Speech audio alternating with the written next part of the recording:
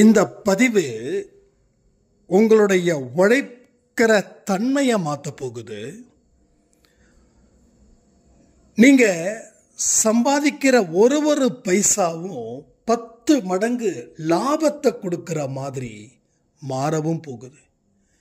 கடவுள் உங்க காதை பிடிச்சு திருகி ஒரு அனுபவத்தை சொல்லியிருக்காரு. ஏன்னா நீங்க தான் அந்த மனுஷனா ஃபியூச்சர்ல இருக்க போறீங்க. உங்க தலையெழுத்தை மாற்றி எழுதுவதற்கு ஒரு வாய்ப்பா இந்த பதிவு அமைய போகுது. நீங்க என்னவா இருக்கணும் அப்படின்னு சொல்லி ஒரு பேப்பர்ல எழுதி அதை கடவுள்கிட்ட கொண்டு போய் பாதத்தில் வச்சு ஒரு நிமிஷம் பிரார்த்தனை செஞ்சு அதுக்கப்புறம் இந்த பதிவை கேளுங்க. நீங்க அந்த பேப்பர்ல என்ன எழுதியிருக்கீங்களோ அது உங்க வாழ்க்கையில நடக்க போகுது.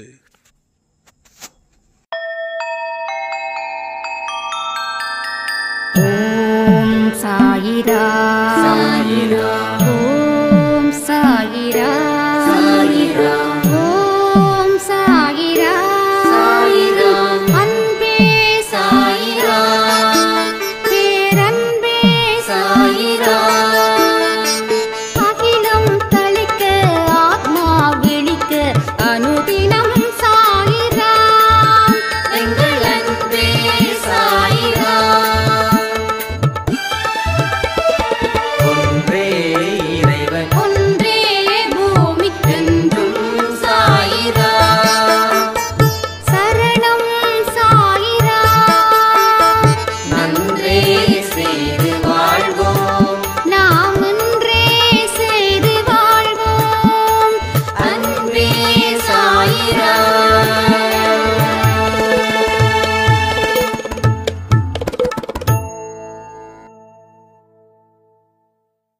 சாய்ராம். என் உயிரின் உயிரானவர்களே, மூட நம்பிக்கையை எரிக்க துவங்கிட்டோம். எது உண்மையான நம்பிக்கையோ அதன்படி நாங்கள் வாழுவோம் அப்படின்னு ஒரு சாய்ராம் வந்து சபதம் பண்ணாங்க. ஒவ்வொரு மனுஷனுடைய வாழ்க்கையிலையும் முன்னேறாமல் இருப்பதற்கு அடிப்படை காரணமா இருக்கிறது இந்த மூட நம்பிக்கை. இது இருக்கிற வரைக்கும் மனுஷன் எல்லாத்தையும் தொலைக்கிறான். கடைசியா அவன் தன்னையே தொலைக்கிறான். சாயப்பாவோட குழந்தைங்க ரொம்ப எச்சரிக்கையா இருக்கணும் இந்த விஷயத்துல பொறுத்த வரைக்கும். அதை தாண்டி நீங்க ஒரு விஷயத்தை செய்யும் போதுதான் உங்க வாழ்க்கையில உங்க பலம், உங்க பலகீனம், உங்க பலத்தை பெருக்குவதற்கான வழி, உங்க பலகீனத்தை அழிப்பதற்கான வழி, அத்தனை வழிகளையும் தெளிவாக நம்ம கண்ணுக்கு முன்னாடி ஒரு மூவி பார்க்கறது போல உங்க ஸ்டோரி அமையும். ஒரு சாய்ராம் சொல்லியிருந்தாங்க, அண்ணா நான் வந்து ஆஃபீஸ் வச்சிருக்கேன். அப்போ அந்த டேபிள் சேரு ஒவ்வொருத்தவங்க ஒவ்வொரு விதமாக சொல்லுவாங்க. ஒருத்தவங்க கிழக்க பார்த்து உட்காரணும், ஒருத்தவங்க தெற்க பார்த்து உட்காரணும், மேற்க பார்த்து உட்காரணும், அப்படி இப்படின்னு. எனக்கு ஒன்றும் புரியல. என்னோட வியாபாரமும் ரொம்ப மந்தமாக இருந்தது. எனக்கு தெரிஞ்ச ஜோசியர்கிட்ட ஃபோன் பண்ணி கேட்டேன், எந்த திசையில் உட்காரணும். அப்போ அந்த திசையில் உட்காருங்க, உங்களுக்கு எல்லாமே நல்லபடியாக நடக்கும் அப்படின்னாங்க. ஆனாலும் என்னோட வியாபாரம் மட்டும் செழிக்கவே இல்லை. என்னால் ஒன்றுமே புரியல. ஒரு விதமான வெறுப்பு வந்துடுச்சு. நேர்மையான முறையில் நாம் இருந்தோம். அப்போ இந்த திசை தான் முடிவு பண்ணுமா அப்படின்னு நினைக்கும் போது தான் யூடியூப்பில் சும்மா ஏதோ ஒரு விஷயத்தை பார்த்தேன். டக்குன்னு பார்த்தா இன்னைக்கு போட்ட ஒரு பதிவில் நீங்கள் சொல்லியிருந்தீங்க, நான் ஃபஸ்ட்டு டைம் பார்க்குறேன். கடவுள்கிட்ட நேற்று வரைக்கும் நான் அழுது புலம்புனேன். எனக்கு ஒரு நல்ல திசையை காட்டு, உட்கார்றதுக்கு நல்ல திசையை காட்டு அப்படின்னு. ஆனால் இன்னைக்கு அன்பே சாயில இருந்து ஒரு பதிவு, என்னடா அது, யாருடா இது, என்னென்னமோ பேசுகிறாங்க. சரி திசை தான் உட்கார்றது தப்பா, அப்போ கயிறு கட்டலாம்ல இருக்கே, இது நல்லா இருக்கே, இது வரைக்கும் நாம் அப்படிப்பட்ட எந்த ஒரு கயிறையும் கட்டலையே, இனி கட்டிடுவோம், இதுதான் ஒரே நம்பிக்கை அப்படின்னு சொல்லி பதிவுக்குள்ள வந்தா கயிறு கட்டுறதை பற்றி ரொம்ப டீட்டெயில்டாக நீங்கள் பேசுனீங்க பாருங்க. உண்மையிலே சொல்கிறேன், அது எனக்கு ஒரு பெரிய ஒரு தெளிவை எனக்கு அது கொடுத்துச்சு. சரியான திசையில் தான் நம்ம இது வரைக்கும் உட்காந்துருக்கோம், ஆனால் நம்ம போகிற திசை தான் சரியில்லை. அப்போது கயிறு கட்டுறதாலேயோ இல்லை எந்த திசையில் உட்கார்றதாலேயோ மட்டும் இங்கே பிரச்சனை சால்வ் இல்லை. ஒரு ப்ராப்ளத்துக்கு உண்டான சொல்யூஷன் கரெக்டாக இருந்தால் மட்டும்தான் அந்த ப்ராப்ளம் சால்வ் ஆகும். இல்லைன்னா அந்த ப்ராப்ளம் வளர ஆரம்பிக்கும். ஒரு நெருப்பு எரியுதுன்னா அதை அணைக்கணும். அது எரியுதேன்னு சொல்லி மறுபடியும் அது எரியறதுக்கு உண்டான விஷயத்தை நம்ம செஞ்சுக்கிட்டே இருக்கோம். அதுதான் இங்கே தொடர்ந்து நடக்குது. அதுதான் இன்னைக்கு 12 மணிக்கு கொடுத்த பதிவில் இருக்கக்கூடிய முக்கியமான ஒரு விஷயம். ஆனால் இதை அவ்வளோ சீக்கிரம் உங்கள் மனசில் இருந்து எடுக்க முடியாது. அதுவும் இங்கே இருக்குது. இதை காலங்காலமாக நாம் கயிறு தான் கடவுளாக நினச்சி வாழ்ந்தோம். இந்த கைத்தால தான் இத்தனை நடக்குது, இந்த திசையால தான் இத்தனை நடக்குதுன்னு காலங்காலமாக நம்ம நம்பணும். காலம் கடந்த பின்னாடியும் நம்ம நம்புவோம். அந்த நிலைமை வரக்கூடாதுன்னா முதல்ல உங்களுக்கு யோசிக்கிறதுக்கும் சிந்திக்கிறதுக்கும் நீங்கள் பழக ஆரம்பிக்கணும்.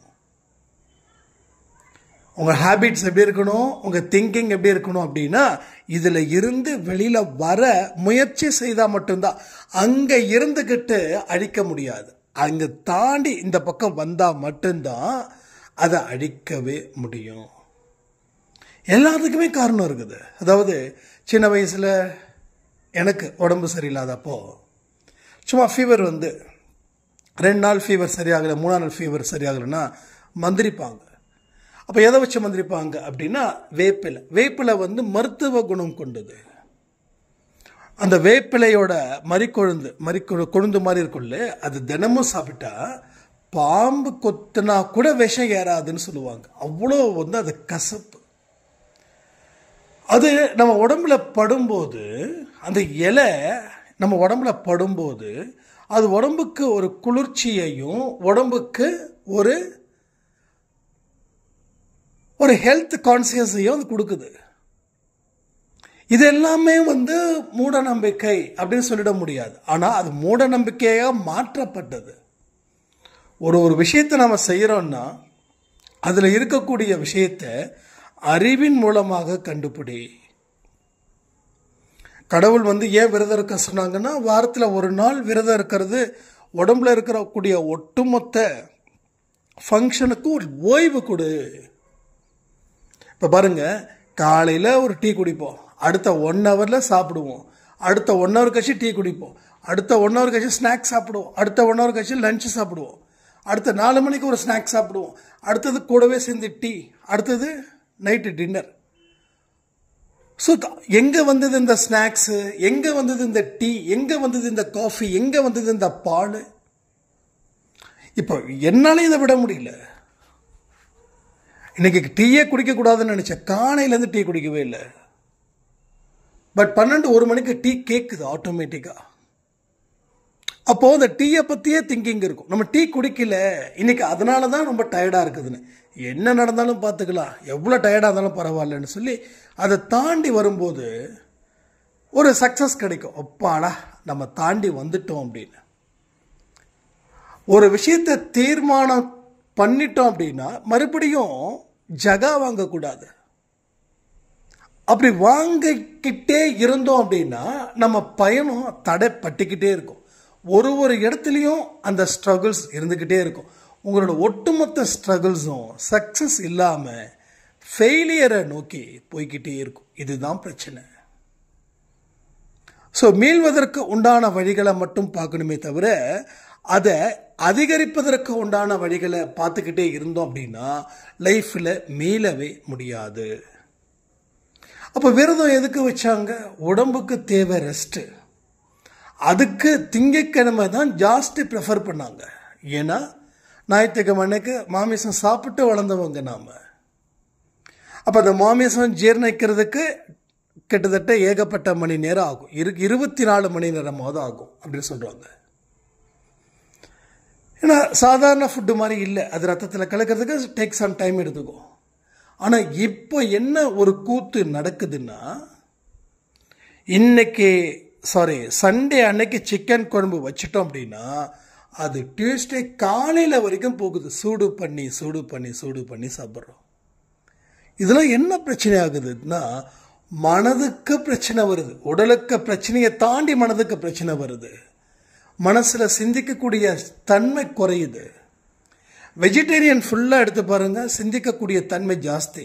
ஆனால் ரெகுலராக சிக்கன் சாப்பிட்டு பாருங்கள். அப்போது ஞாயிற்றுக்கிழமை அன்னைக்கு நீங்கள் எடுக்கக்கூடிய சிக்கன், மட்டன், இல்லை ஃபிஷ், இல்லை எனிதிங் நான் வெஜிடேரியன் பேஸில் சொல்கிறேன், அதை சண்டே நைட் யூஸ் பண்ணுறீங்க, மண்டே காலையில் யூஸ் பண்ணுறீங்க, மண்டே ஆஃப்டர்நூன் யூஸ் பண்ணுறீங்க, மண்டே நைட் யூஸ் பண்ணுறீங்க, அடுத்து டியூஸ்டே வரைக்கும் யூஸ் பண்ணுறீங்க. இப்போ என்னாச்சு? 3 நாள் தொடர்ந்து சாப்பிட்றீங்க. அடுத்தது புதன்கிழமை சில பேர் வாரத்தில் 2 நாள் எடுக்கிறாங்க. ஸோ வெட்னஸ்டே அன்னைக்கு ஒரு ஃப்ரெஷ்ஷாக ஒரு குழம்பு, மறுபடியும் அது தேர்ஸ்டேவாகுது, ஃப்ரைடேவாகுது, இப்படி. அப்போ 7 நாட்களில் குறைஞ்சது 4 நாட்களாவது நம்ம அசைவம் எடுத்துக்கிட்டே இருக்கோம். இப்போ என்ன ஆகுது? நமக்குடைய சிந்திக்கக்கூடிய திறனை மங்கி போயிடுது. செத்ததை சாப்பிட்டா என்ன ஆகும்? மூளை என்ன ஆகும்? செத்து போயிடுன்னுவாங்க. உடல் பலம் வரும், ஆனால் மனபலம் இருக்காது. நிறைய பேர் பார்த்தீங்கன்னா உடல் பலம் ரொம்ப ஜாஸ்தியாக இருக்கும், ஆனால் ஒரு சின்ன ஒரு பிரச்சனை அப்படி கடன்னு நடுங்கிடுவாங்க. நான் நிறைய பேரை பார்த்துருக்கேன். இப்போ மனபலத்துக்கு ஏற்ற மாதிரியான உணவு வகைகள் இருக்குதானா? எஸ். சாத்வீகமான உணவு வகைகள், அந்த உணவு வகைகள் எடுக்கும்போது மனசு ரிலாக்ஸேஷன் கிடைக்கும், மனசில் நம்பிக்கை இருக்கும், எதுவும் தன்னால் முடியும் அப்படின்றத மனசு நம்பும். ஞாயிற்றுக்கிழமைக்கு பார்த்தீங்கன்னா ஊரே டல்லாக இருக்கும். ஏன்னா நிறைய நான் வெஜிடேரியன்ஸ். அது ஜீரணமாக்க முடியாமல் சோடா குடிப்போம். சோடாவில் என்ன இருக்குது? சுகர் ஆடாக இருக்குது. சுகரில் இருக்கக்கூடிய அந்த கார்போ எவ்வளோ பெருசாக உங்களை சோம்பேறித்தனமாக்குது தெரியுமா? அப்போது சாப்பிட முடியாமல் சாப்பிட்டு அதை ஜீரணமாக்குறதுக்கு சில ஆர்டிஃபிஷியல் விஷயத்தை சேர்த்தா என்ன ஆகும்? உடம்பு டல்லாகிட்டே இருக்கும், உடம்புல பாரத்தை ஏற்றிக்கிட்டே இருக்கிறோம். அப்போ எல்லாமே என்ன ஆகுது? ஒரு நாள் நம்ம கை மீறி போகுது, எல்லையை மீறி ஒரு ஆட்டம் அங்கே நடக்குது. அது எல்லாத்தையும் தாண்டி நம்ம வாழ்க்கையில் ஒரு பெரிய அளவில் தோல்வியையும் அவமானத்தையும் கொண்டு சேர்க்குது. இதை தான் நம்ம புரிஞ்சுக்க வேண்டிய இடத்துல இருக்கோம். அப்போ இதை எல்லாத்தையும் நம்ம சரி பண்ணுவதற்கு சில நாட்கள் ஆகும். அப்போ அந்த இடத்துல இருந்தே நீங்க யோசிக்காதீங்க. அதுக்காக நீங்க எந்த கோயிலுக்கு போக வேண்டாம் சொல்லல, எல்லா கோயிலுக்கு போங்க. ஆனா இதை செஞ்சா அது சரியாயிடுமா, அது செஞ்சா இது சரியாயிடுமா அப்படின்னு வெளியில சொல்லக்கூடிய விஷயத்த நம்பாதீங்க. மனசு சம்பந்தப்பட்ட விஷயத்துக்கு நாம அதற்கு தகுந்த மாதிரி போராட்டத்தை ஆரம்பிச்சா எல்லா விஷயத்தில் இருந்தும் வெளி வந்துடலாம். எல்லா விஷயத்தில் இருந்தும் 1 2 இல்லை, 1000 விஷயங்களை கூட உங்களால் சாதிக்க முடியும். ஆனால் அதே இடத்துல இருந்து நம்ம திங்க் பண்ணோம் அப்படின்னா ஒரு விஷயத்தை கூட உங்களால் அச்சீவ் பண்ண முடியாது, அதை ஓவர்டேக் பண்ண முடியாது, சவால்களை எதிர்கொள்ள முடியாது.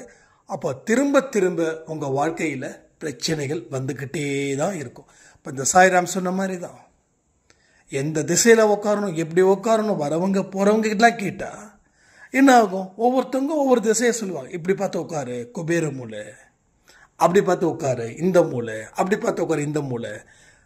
வீட்டில் பணம் சரியில்லைன்னா வாஸ்து. எனக்கு தெரிஞ்ச ஒருத்தர் வாஸ்து சரியில்லை அப்படின்னு சொல்லி வாசப்படியை இடிச்சு வேற பக்கம் கட்டினாரு. இப்போ என்ன ஆகுது, வாஸ்து சரியில்லை, அதனால குடும்பத்தில் பிரச்சனை இருக்குதுன்னு. அப்போது வேற பக்கம் கரெக்டான முறையில் வாஸ்து கட்டின அடுத்த 6 மாதத்தில் அந்த வீட்டை விற்றுட்டு வேற ஊருக்கு போயிட்டார். அப்போ அவருடைய கணக்கின்படி வாஸ்துப்படி வீடு கட்டியாச்சு. அப்படின்னா என்ன பண்ணணும், வாழ்ந்துருக்கணுமா இல்லையா? அப்போ வாஸ்து மாதிரி கட்டினதுக்கு அப்புறம் என்னாச்சு, வீடை விற்றுட்டு போயிட்டாங்க. இருக்கிறதுல லோ ப்ரைஸ், ஏன்னா அவங்களுக்கு அவ்வளோ தேவை இருக்குது அந்த பணத்தை வச்சு.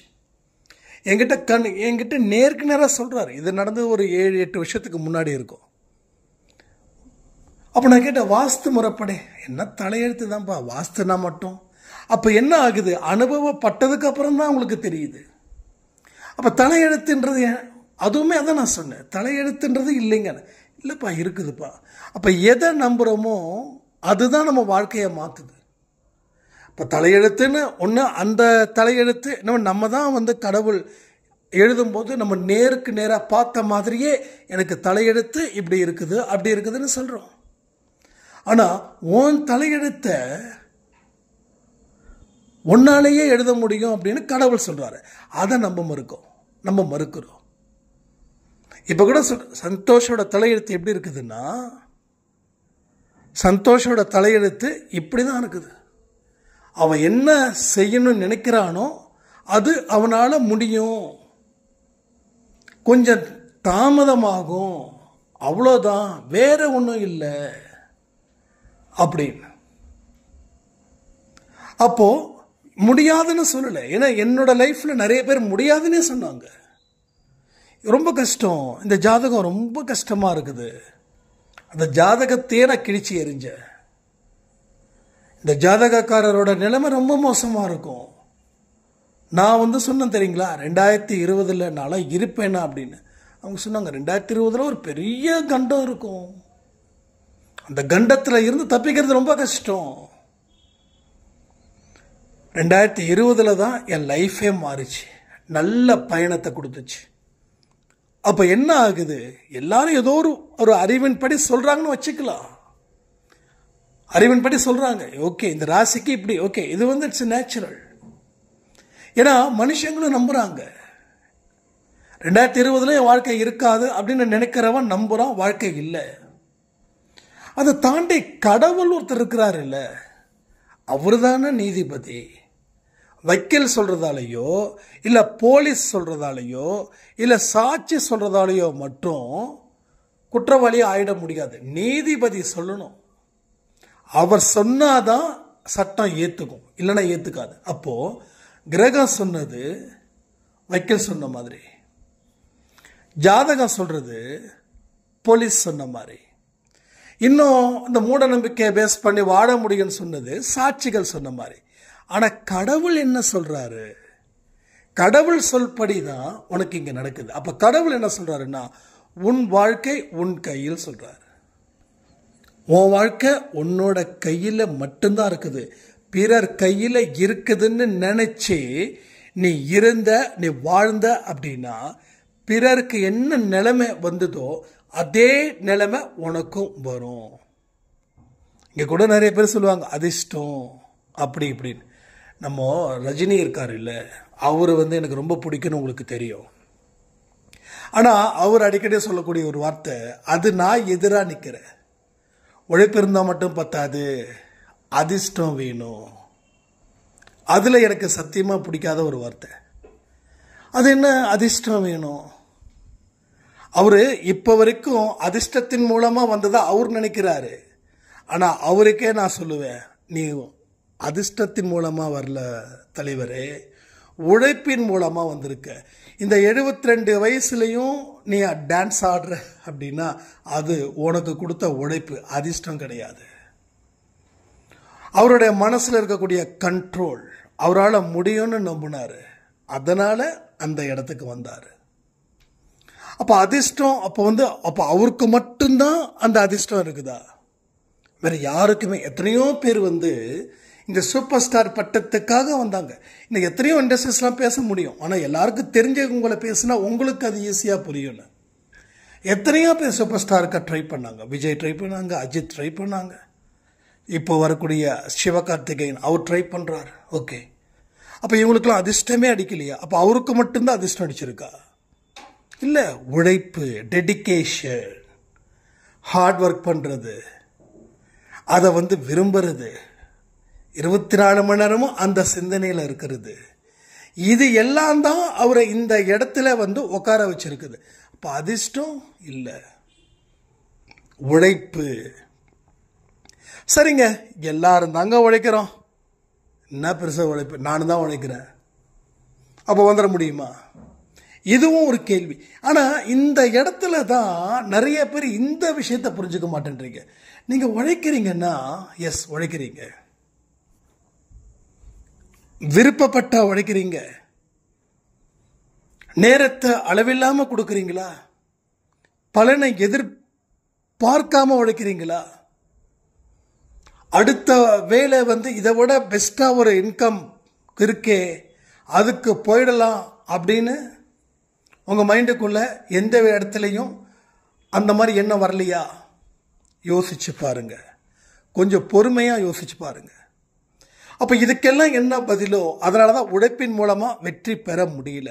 ஆனால் இங்கே என்னுடைய கணிப்பின்படி உழைப்பின் மூலமாகத்தான் மெகா வெற்றியை அடைய முடியும். இங்கே யாருக்கா இருந்தாலும் சரி, என்னைக்கு உன்னோட தொழிலை நம்புறியோ, என்னைக்கு உன்னோட தொழிலை நேசிக்கிறியோ, என்னைக்கு உன்னோட தொழிலில் நேர்மையாக இருக்கியோ, அப்போ 50% வெற்றி அடைஞ்சிட்ட. அப்போ இன்னொரு 50% என்னங்க? இன்னொரு 50% என்ன? ஒரு கதை சொல்லட்டுமா? கதை இல்லை, நிஜமாக நடந்தது. இது நிறைய பேர் மறந்துருப்பீங்கன்னு நினைக்கிறேன். ஒரு கூலி வேலை செய்கிறவருங்க, நம்ம ஏரியாவில் ஒரு ஏரியா இருக்குது, அந்த ஏரியாவில் போனால் அவங்களாம் இருப்பாங்க. மொத்தம் ஒரு 20 பேர் பக்கமாக இருப்பாங்க. அப்போ நம்ம வீட்டுக்கு திங்ஸ் எல்லாம் எடுத்து வைக்கணும், போகணும் வரணும்னு சொல்லிட்டு நம்ம அப்போ ஆஃபீஸ் வச்சுருந்தோம். இப்போயும் ஆஃபீஸ் வச்சுருக்கோம், நான் சொல்கிறது வேறு ஊரில்.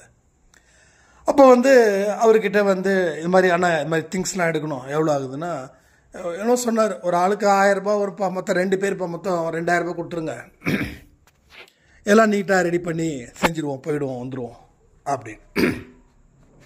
அப்போ வந்தாங்க, செஞ்சாங்க, எல்லாம் பண்ணாங்க. அப்போ அவர் என்கிட்ட தம்பி எனக்கு ஒரு லேப்டாப் ஒன்று வேணும், என்ன ரேட்டு வருது அப்படின்னாரு. என்னங்க ஒரு 30,000 ரூபாய் பக்கம் வரும் அப்படின்னு. சரி தம்பி, கொஞ்சம் வீட்டுக்கு வர முடியுமா? பாப்பாவை பேசுனீங்கன்னா பாப்பாவுக்கு என்னென்னலாம், அதான் அவங்க பொண்ணு சொல்கிறாங்க. எனக்கு என்னென்னா, இவர் கூலி இப்போ இல்லை, அப்போ நான் சொன்னது, இவர் கூலி, இவர் 30,000 ரூபாய்க்கு எப்படி லேப்டாப் வாங்குவார்? நான் தான் 30,000 ரூபா வருது. அப்போ இல்லைங்க, நல்ல ரேட்டாக இருந்தாலும் பரவாயில்ல, நல்ல ரேட்டே கொடுங்க, எக்ஸ்ட்ரா இருந்தாலும் பரவாயில்ல அப்படின்னா. சரி, நிறைய பேர் டைம் பாஸ்க்காக நம்மளை கூப்பிடுவாங்க, இவரெலாம் எங்கே வாங்க போகிறாரு வராரு அப்படின்னு சொல்லிட்டு, சரி ஓகே நான் விட்டுட்டேன். அதுக்கப்புறம் மறுபடியும் கால் பண்ணுறாரு, தம்பி வரீங்களா கொஞ்சம் அப்படின்னாரு. சரிங்க வரேங்க அப்படின்னு சொல்லிட்டு, சரி போகலாம் அப்படின்னு சொல்லிட்டு, எப்படிங்க வரணும் அப்படின்னு சொல்லி, இந்த ரூட்டுக்கு வாங்க, இந்த ஏரியா வாங்க, அப்போ அப்படி இப்படின்னாரு.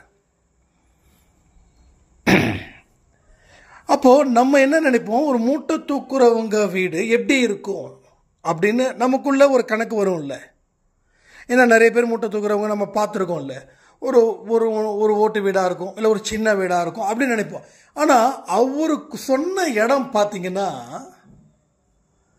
எல்லாமே கொஞ்சம் எப்படி சொல்கிறது, ஒரு மிடில் கிளாஸ்க்கு மேலே ஒரு டாப் மிடில் கிளாஸ் பீப்புள்ஸ் இருப்பாங்கள்ல, அது மாதிரி. அங்கே வந்துட்டாங்க, எப்படிங்க வருதுன்னா, அப்படியே வாங்க தம்பி, அப்படியே வாங்க, வந்துட்டீங்க, அதை நிற்கிறேன் பாருங்க அப்படின்னு. என்னடா நிற்கிறாரா, சரி இந்த வீடா, இல்லை இவர் ஏதோ சொந்தக்காரங்க வீடாக இருக்கும் அப்படின்னு நினச்சிட்டு, வந்துட்டீங்களா, வாங்க வாங்க தம்பின்னு சொல்லி இவர் நேராக போகிறாரு, சோஃபாவில் போய் உட்காராரு. அப்போ சரி ஓகேங்க அப்படின்னு சொல்லிட்டு, தம்பி என்னென்ன ரேட்லாம் இருக்குப்பா அப்படின்னா, நான் சொன்னேன் சார் 30,000 இருக்குது, 45 இருக்குது, 47 இருக்குது. சரிங்க, அந்த 47,000 ரூபாய் லேப்டாப் என்னம்மா உனக்கு ஓகேவாம்மா அப்படின்னு கேட்குறாரு. ஓகேப்பா, எனக்கு இதான்ப்பா வேணும் அப்படின்றாரு. அப்போ மறுபடியும் அந்த பொண்ணு சொல்கிறாங்க, இல்லைப்பா எனக்கு 30,000 போதும்ப்பாடு. இல்லை வாங்கிக்கோ, ஒன்றும் பிரச்சனை இல்லை, படிக்கிறதுக்கு தானே கேட்குற அப்படின்னு. 47,000 ரூபாய். சரி, ஆர்டர் கன்ஃபார்ம் ஆகிடுச்சு. கன்ஃபார்ம் ஆன உடனே தம்பி ஒரு நிமிஷம் இருங்க அப்படின்னு வீட்டுக்கு உள்ளே போயிட்டு அவங்க ஒய்ஃபோட வராரு வெளியில். இந்தாம்மா இது தம்பிக்கிட்ட கொடுத்துரு. எவ்வளோ அமௌண்ட்டு? 47,000 ரூபாய். யார்? மூட்டை தூக்குறவர் வச்சிருக்கக்கூடிய காசு.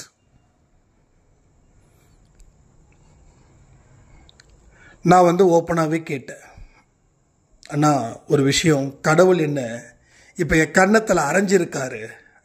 என்ன தம்பி சொல்கிறீங்க? ஏதோ தப்பு நடந்துருச்சா? இல்லைன்னா உண்மையிலே கண்ணு கலங்கிடுச்சு. ஒரு மூட்டை தூக்குறவரோட வீடு எப்படி இருக்கும்? மூட்டை தூக்குறவருக்கு லேப்டாப் வேணும்னு கேட்டால் அவர் வாங்குவாரா மாட்டாரா? இதெல்லாம் எனக்கு ஒரு நெகட்டிவாக வச்சுருந்தவங்கள. ஆனால் இன்றைக்கி பார்த்தீங்கன்னா இது உங்கள் வீடு கூட ஒரு இமேஜ் பண்ணி வச்சுருந்தேன். இதெல்லாம் எப்போ சொல்லலைங்க, 7 வருஷத்துக்கு 5-6 வருஷத்துக்கு முன்னாடி, சாய்ப்பா கிட்ட வர்றதுக்கு முன்னாடி நடந்தது இதெல்லாம். அப்புறம் இதெல்லாம் யோசிக்கிறேன் அப்படின்னா, தம்பி கரெக்டு தான், நான் மூட்டை தூக்குறேன் அப்படின்னா என் கூட இருக்கிறவங்க எல்லாருமே தூக்குறாங்க தான். ஆனால் இப்படி யாரும் இல்லைப்பா. நான் 12 வயசில் இருந்தே எங்கள் அப்பாவோட போனேன். அப்போ எங்கள் அப்பா சொன்னார், டேய் மூட்டை தூக்குறது தப்புன்னு நினைக்காத, ஆனால் என்ன மாதிரியே மூட்டை தூக்கிக்கிட்டே இருக்காத, காசு சேர்த்து வையே, கடன் எங்கேயும் வாங்காத, மூட்டை தூக்குறது உன்னோட தொழிலாக இருக்கட்டும், இதில் சம்பாதிக்கிறத வேற எதுலையாவது முதலீடு பண்ணு அப்படின்னு எனக்கு சொன்னார். நானும் அதை கேட்டேன். சின்ன வயசில் இருந்து கொஞ்சம் கொஞ்சமாக அப்பா கொடுக்குற காசை வச்சு 100-200ன்னு சேர்த்து வச்சு சீட்டு போட்டு அதில் இருந்து எடுத்து என்னோட கல்யாணத்தை நானே, அரேஞ்சு மேரேஜ் தான், அந்த கல்யாணத்தை நானே பண்ணிக்கிட்டேன். அப்பாவுக்கு ரொம்ப சந்தோஷம். அப்பாவை ரெஸ்ட் எடுக்க சொன்னேன். ஒரு பையனாக இருந்து எப்படி எங்கள் அப்பாவோட இறுதி நாட்களை பார்த்துக்கணுமோ அப்படி கண்ணியத்தோட மரியாதையோடு நான் நடத்தினேன். இன்னைக்கு மொத்தம் 4 வீடு நான் கட்டி வாடகைக்கு விட்டுருக்கேன். 7 கடைங்க வாடகைக்கு விட்டுருக்கேன். வட்டிக்கு விட்ட பிஸ்னஸ் தப்புன்னு சொன்னாங்க, அதனால் வட்டிக்கு விடுறத நிறுத்திட்டேன். கொடுக்குறவங்க கொடுத்தாங்க, கொடுக்காதவங்கள நான் சபிக்கல, விட்டுட்டேன் அப்படின்னு சொன்னார். அப்போது எவ்வளவு ஒரு அழகான ஒரு லைஃப்பை அந்த அண்ணா வாழ்ந்துட்டு இருக்காரு, இப்பயும் வாழ்ந்துட்டு இருக்காரு. இப்போ நான் ஊருக்கு போனேன்னா கண்டிப்பாக அவரை சம்டைம்ஸ் நான் பார்ப்பேன்.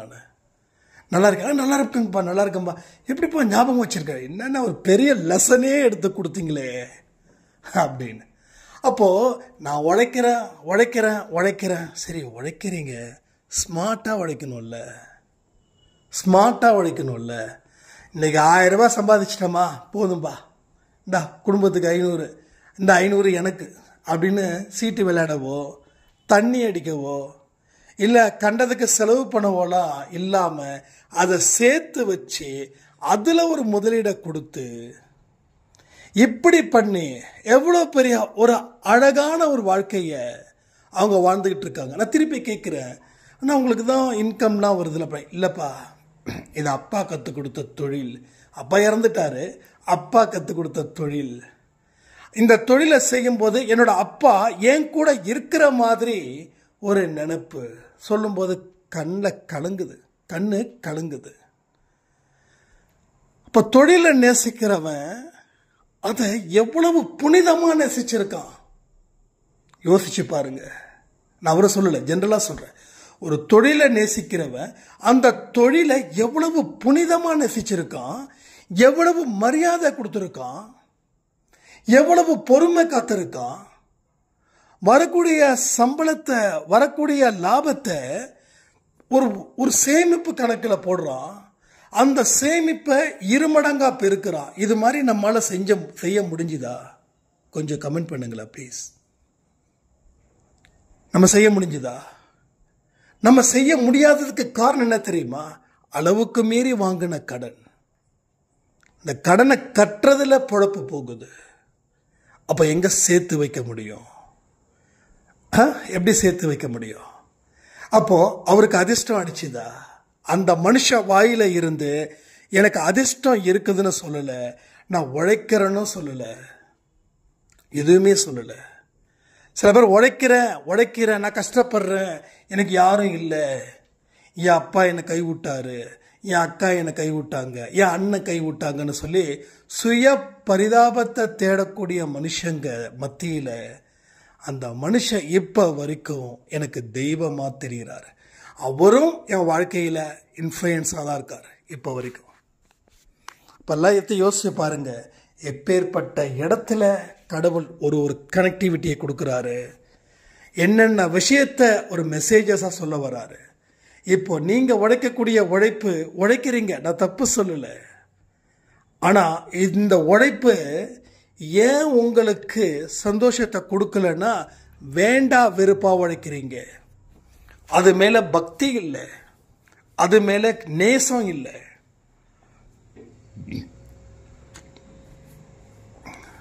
அது மேலே எதுவுமே இல்லை. அதே போல அவர் இன்னொன்று சொன்னார், அதை சொல்ல மறந்துட்டேன். என்னோட வேலைப்பா காலையில் 5 மணிக்கு நாங்கள் போயிடுவோம், சாயந்தரம் 5 மணிக்கு நேராக வீட்டுக்கு வந்துடுவோம்ப்பா. வீட்டுக்கு வந்துட்டு குளிச்சுட்டு ஒரு 8 மணிக்கு சுட சுட சாதம், ரசம் இல்லை கருவாட்டு குழம்பு இதை சாப்பிட்டுடுவேன். லைட்டாக ட்ரிங்க் எடுத்துப்பேன், ஏன்னா அது உடம்பு வலி இருக்கும்னு சொல்லிட்டு லைட்டாக ட்ரிங்க், பெருசாலாம் ஒன்றும் இல்லை, லைட்டாக ட்ரிங்க், அவ்வளோதான்ப்பா. தூங்கிட்டேன்னா காலையில் அலாரம் அடிக்காமலே 4-4:30 மணிக்கு எந்திரிச்சிடுவேன். எந்திரிச்சிட்டு காலை கடனை முடிச்சுட்டு கடவுளுக்கு ஒரு கும்பிடு போட்டு போயிடுவேன்ப்பா. ஒரு 10 மணிக்கு வீட்டுக்கு வருவேன். பழைய சோறு நல்லா புழிஞ்சி போட்டு தயிரை போட்டு சாப்பிட்டுட்டு வெங்காயத்தை தொட்டுக்கிட்டு அந்த மீதி இருக்கிற தண்ணி அதை குடிச்சிட்டு போயிட்டேன்னா மறுபடியும் 5 மணிக்கு வருவேன். அப்போ ஒரு நாளைக்கு 2 வேளை, காலையில் பழைய சோறு, நைட்டு ஒரு 7-7:30 மணிக்கு சூடான சாப்பாடு, அவ்வளோதாங்க, வேறு ஒன்றுமே இல்லை. அப்போ எவ்வளோ பெரிய ஒரு சாம்ராஜ்யத்தை நிறைவேற்றிருக்காரு. இத்தனைக்கு படிப்பு கூட ஒன்றுமே இல்லை. அவர் சொல்கிறாரு, எனக்கு எழுதவோ படிக்கவோ தெரியாது அப்படின்னு. ஆனால் அவங்க பொண்ணு என்ன சொன்னாங்கன்னா, நான் அப்பா கிட்ட இந்த விஷயத்த மட்டும் சொல்கிறேன், அவர் படிப்பை பார்த்தாவே பயப்படுறாருங்க அப்படின்னாங்க. இப்போ நான் ரீசெண்டாக போகும்போது என்ன தெரியுமா சொன்னார், தம்பி எழுத படிக்கலாம் நல்லா தெரியுதுப்பா அப்படின்னு சொன்னார். அந்த சிரிப்பில் கடவுளை பார்த்த மாதிரி எனக்குள்ளே இருந்தது. ஏன்னா இந்த மாதிரி மனுஷங்க ரொம்ப கம்மிங்க. இந்த மாதிரி மனுஷங்களுடைய ஒரு ஃப்ரெண்ட்ஷிப் நமக்கு இருந்துச்சு அப்படின்னா நம்ம வாழ்க்கையில் உயர மாட்டோமா என்ன? ஸோ எல்லாமே புரிஞ்சுக்கோங்க, எல்லாமே நடக்கும். இந்த தலையெழுத்து, வெட்டி எழுத்து, எழுதாத எழுத்து, எழுதின எழுத்து, ஓலை சுவடி, அது இது எதுவும் விட்டுருங்க. நம்புகிறவங்களுக்கு நடக்கும், நம்பாதவங்களுக்கு நடக்காது. நீங்கள் நம்பாதீங்க, நீங்கள் கடவுளை நம்புங்க. உழைப்பே முன்னேற்றத்துக்கு உண்டான வழி. அந்த உழைப்பு எப்படி இருக்கணும்? ஆண்டவனுக்கு செய்யற தொண்டு மாதிரி இருக்கணும். அப்படி இருந்துருச்சுன்னா வாழ்க்கையில் வாடலான்னு சொல்லி இந்த பதிவை நான் முடிக்கிறேன். ஜெய் சாய்ராம்.